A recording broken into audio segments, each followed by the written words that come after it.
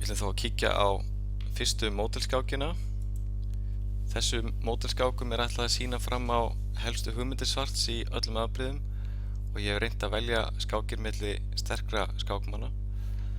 Við ætlum að skoða fyrst skák í afbrigðinu eftir E3 í 5. leik. Og þessi skák var tefld árið 2008. Hér eigast Boris Gelfand frá Ísrael og Levon Aronian frá Armeníu. Eftir E3 þá lék Aronian B5 eins og ég mælti með og Gelfand læsti miðborðinu strax með að leika C5. Þá kom riddari B til D7 og hér voru tveir leikir fyrir hvítan, annars vegar B4 og þessi leikur sem að Gelfand leiks með biskup D3. Aronian brást strax við með að leika E5 sem er sterkur leikur og eftir uppskipti á E5 leik hann riddari G4 sem hóta piðinu á E5 og líka piðinu á C5. Þannig að Gelfand leik F4 og valdar E5 piðið. Aronian tók strax hérna á C5 með biskup og eftir drottning F3 þá leik hann drottning B6 sem hótar E3 piðinu og Gelfand valdaði það með að leika kongur E2. Annar leikur er riddari D1 en í sumum tilvikum þá vill hvítur geta brugðist við peðaframar Svarts á drottningavæng með því að leika riddari A4 eftir hennar B4 leik. Þannig að hvítur vill hafa riddarann á C3 og leik þess vegna kongur E2. Og þá leik Aronian góðan leik sem er mikilvægur í þessu afbrigði sem er riddari H6 sem hótar biskup G4 og hvítur verður að bregðast í því með að leika H3 og þá kom riddari F5 og riddarinn er á leiðinni niður á E7 svo hann siti ekki eftir á H6. Hvítur leik núna G4 og riddari E7 og biskup D2 og hér er mjög mikilvægt fyrir Svartan að vera dálítið fljótur að búa sér til mótspil áður en að hvítur getur náð tökum á stöðunni með að leika F5.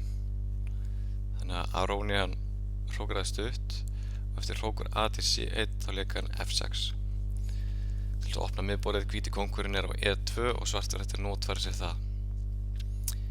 Gelfand drap á F6 og Aronian tók tilbaka með hrók og þá kom hérna E4. Og hvítur er tilbúin að leika E5 og reka svörtu mönnum tilbaka og ná frumkvæðinu og hér lék Aronian mjög góðan leik sem er biskup D4. Kemur í veg fyrir E5. Eftir E5 þá getur bara svörtu drepa á E5 út af leppurinn á F-línunni. Þannig að Gelfand drap hérna á D5 og Aronian drap tilbaka með piði.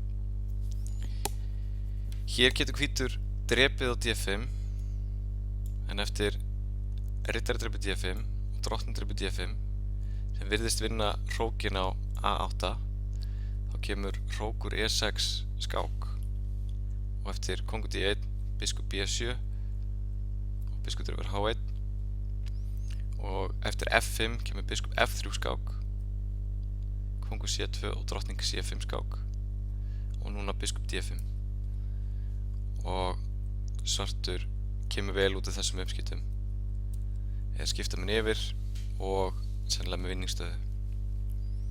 Þannig eftir C3 D5 þá draf Gelfand ekki á D5 með riddara heldur lék kongur D1 og hótar þá að taka á D5 og Aronian lék hrókur F7 sem skýlir einfaldlega kongnum. Ef hvítur drepur á D5 núna þá kemur riddari drepi D5 og biskup B7 sem vinnur hrókin á H1. Þannig að Gelfand lék hrókur E1 og Aronian svaraði því með að leika biskup B7. Hvíti kóngurinn stendur ennþá svolítið ankannalega á D1 og leið og staðan opnast þá hendar það svörtu mjög vel. Eftir drottning E2 lék Aronian riddari G6 sem að hóta piðinu á F4. Ef hvítur leikur núna F5 þá svarar svartu því með að leika riddari E5 og hefur þá mjög góð færi. Þannig eftir riddari G6 þá drap Gelfand á G6 Aronian draf tilbaka og eftir drottning E6 kom hrókur D8. Svartur er ekkert smeykur að fara í uppskipta drottningum. Svartur hefur biskupaparið og sterkt peð á D5 og eftir uppskiptin hérna á B6 í þessari stöðu þá sjáum við að peð á D5 er orðið mjög hættulegt. Það er á leiðinni á D4 sem opnar fyrir biskupnum. Gelfand lék hrókur E6, Aronian kom með biskupin á A7 og nú kom riddari E2 og D4. Riddari G3 og D3 og eftir hrókudreipi G6 kom biskup F2 og þá sjáum við að hvítur er í miklu vandræðum. Riddarinn má ekkert fara út af þessari hótun biskup F3 skák. Þannig að Gelfand lék biskup A5 sem hótar hróknum á D8 en Aronian brást við með að bara taka riddarinn á G3 og hér gafst Gelfand upp.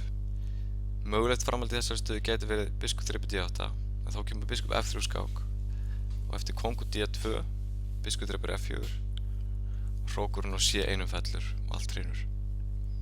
Við förum aðeins tilbaka í stöðuna eftir D drepur E5, riddari G4 sem er mikilvægur leikur sem hótar peðin á E5 og mótspil svarts byggist á því að drepa á C5 og leika drottning B6, þvinga hvítan til að valda E3 peðið og bakka þá með riddarann á H6, hóta biskup G4,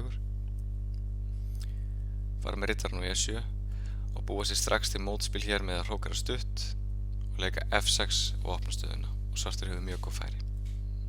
Takk fyrir þetta.